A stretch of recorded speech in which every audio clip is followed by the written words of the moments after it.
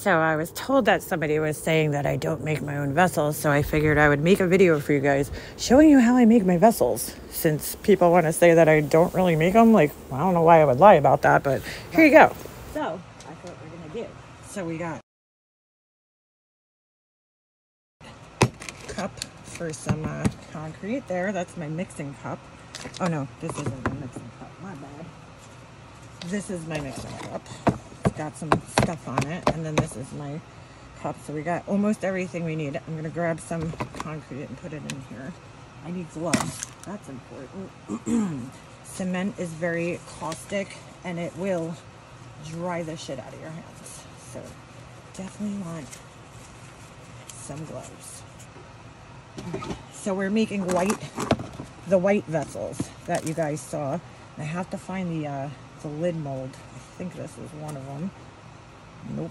All right, I gotta go find those. But in the meantime, let's get this mixed up. So I take 2 scoops. You guys can't see, but it's titanium dioxide, which is a white powder. So we do 1 tablespoon and then another tablespoon. Try to make them as even as I can. Okay. I use these awesome silicone spatulas that I got from Hobby Lobby, actually. And I mix the dry ingredients around because I just find it easier to do that. So I just start out with a little bit of water and I mix it a little bit at a time until I get the consistency I like.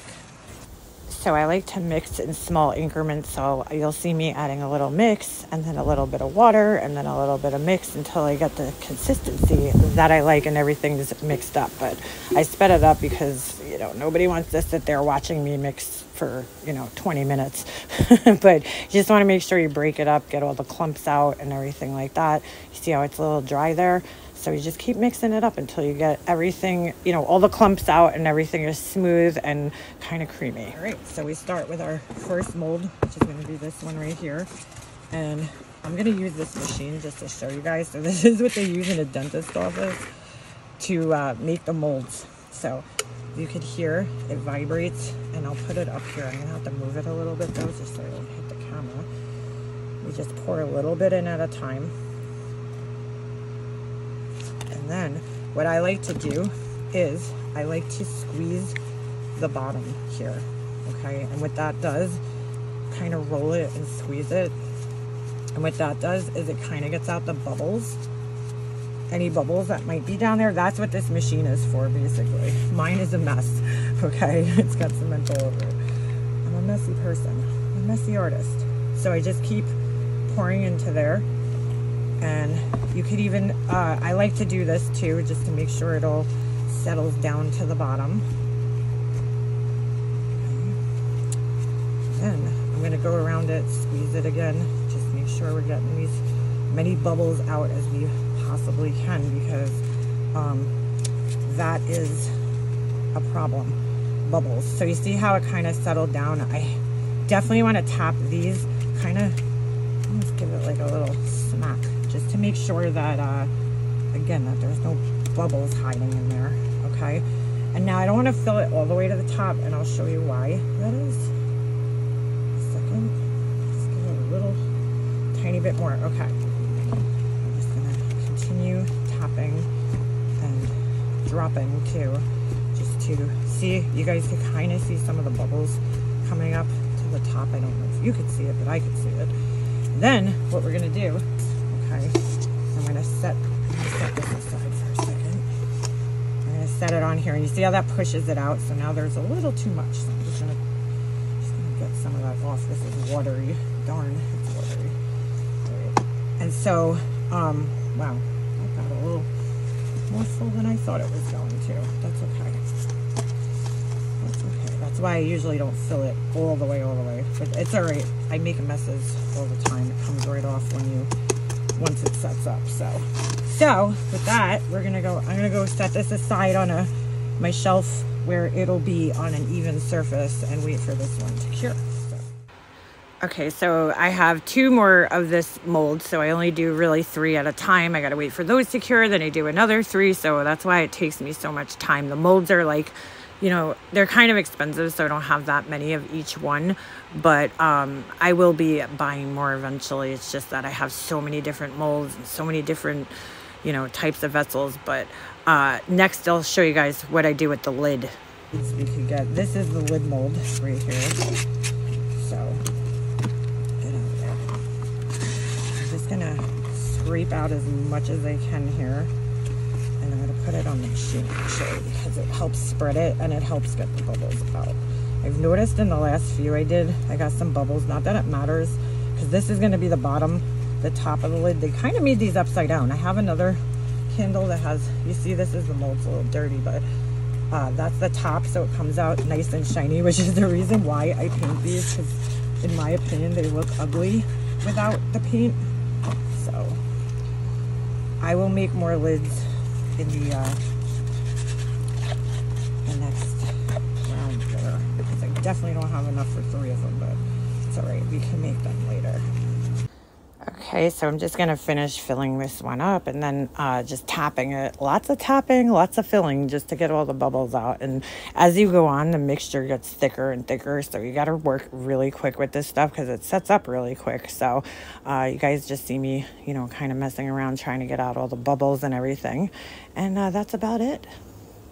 I finished working with the other 2 lids, and I used this little bamboo, I don't know, cutting board from the Dollar Tree. It's just helps keep things flat, and so I could kind of transport them from one place to another without spilling the cement all over my already messy garage. But yeah, that's about it. I'm just getting all the bubbles out like you guys see, and then I'm gonna set them up, and then we're gonna do something a little different with some of the leftover cement. I cut it out, but we made a tray in between, and then you'll see the next thing. Some leftovers in here. Let's see if it's enough. Yeah, this should be enough. We're gonna do a little candle vessel holder, but we're gonna have a little fun. So I got these little drops, okay, and we are gonna have a little fun with some pigment. So let's just drop some of that in there, and what this is gonna do, you'll see, it'll kind of, let's mix some colors. Let's try yellow.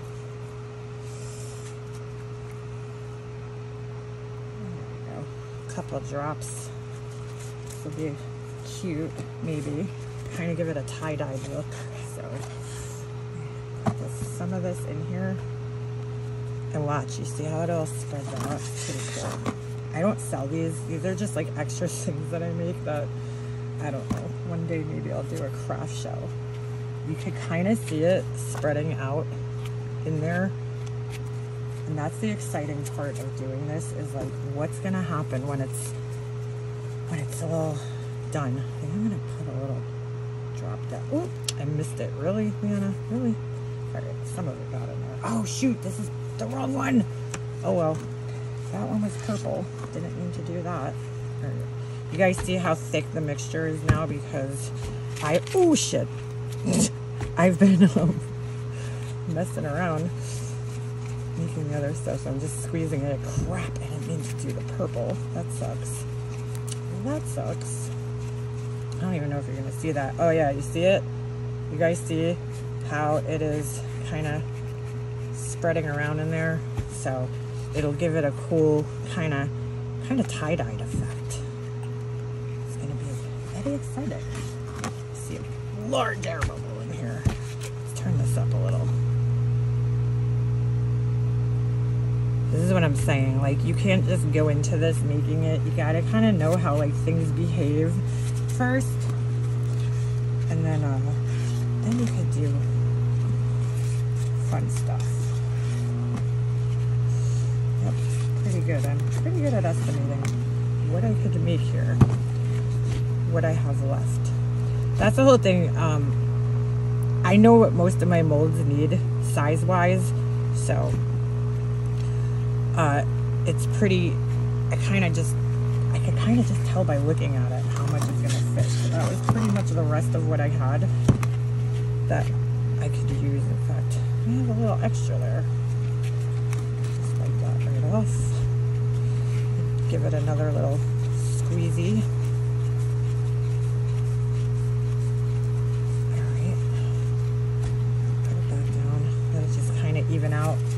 And we'll go, oops, see some bubbles coming up. It's probably from the dye. All right. Oh, look, see it mixed. You see that green? I didn't put green in there. I put the teal and yellow, and it made green. And I did not mean to put the purple in there, but it's in there. So let me go put this idea. This is what it will end up looking like when it comes out. So these could be used as a little tea light holder, or a little cup, you know, for stuff. I don't know. These are really small. That's why they're not on my website. And I even have these, which I haven't added yet, but it's a cool little storage box, jewelry box, whatever you want to call it. So that was the effect we were going for. Here's my shelf where everything's curing. Bits of concrete. We got the cups. So let's check in. These are the lids, and here's the cups drying. They're all pretty hard. And I got a couple of other things here. Okay, it's about 4 hours or so later, so we're going to demold these. Let's start off with these just to make sure we're good. I'm pretty sure we should be, but we'll demold there we go, the covers. And as you can see, they still get bubbles in them, no matter what you do, no matter how hard you try. I've noticed that when the mixture gets a little thicker, you get more bubbles. So we got one lid. We got two lids. This is always the fun part. Not really so much with these because you got, you know, they're just boring. We're going to paint those. Maybe I'll do a video of that. Show you guys how to do a faux wood finish. This one came out a little messed up. You see, I didn't fill it, but that's okay because we will take, I actually used my old nail files and kind of file around the edges. So that's those. Let's take a look. Actually, we'll save this one for last.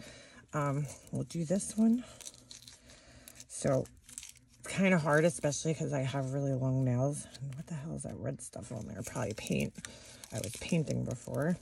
So see how it all just kind of crumbles off. So there we go. This is just one of the vessels. I ordered more molds for different vessels. And I try not to scratch them with my nails because, believe it or not, it makes marks. So when it gets to this point, it's a little hard to get that inside out. But there you go. That's one vessel that we got. And this is the mold for that. Okay. We got that. And then as you can see, hold on, the lid goes right on there. And that's it. But we're going to paint the lid because look how boring that looks. I mean, it's not terrible, but I like to make it more exciting. Give it its own little flair. And then we'll do this one. And some of these molds are newer because I just purchased them. So I was starting out with these two vessels just because of testing and everything. I felt confident. So there we go. And any of this extra at the bottom, we will take care of that. So then these need to cure for about 3 days just to make sure that all the moisture is out of them. And then once that happens, I seal the inside. So you see how it's dull? I put a sealant in there so that when I put the wax in, it doesn't, you know, it doesn't leak out because there's oil in the wax. So here's the last one. And this one might be a little bit of a problem because you see, I didn't fill it enough.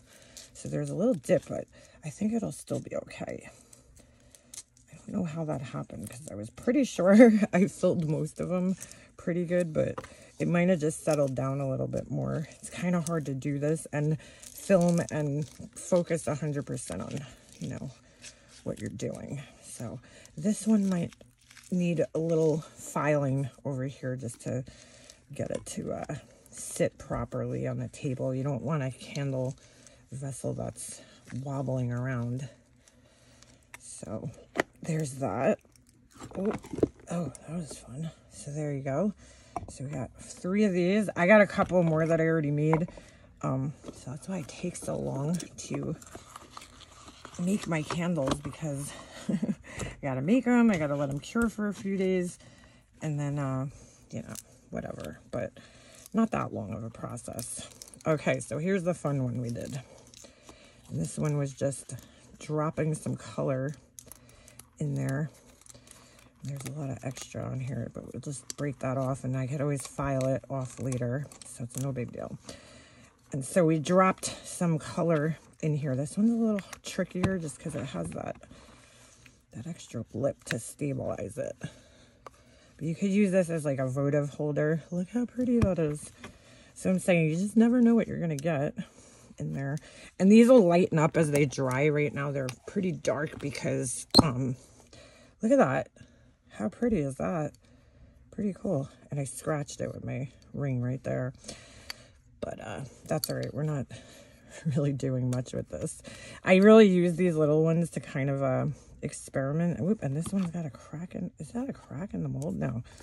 And good thing to do with these, since I did use color, is to clean them out with some baby wipes.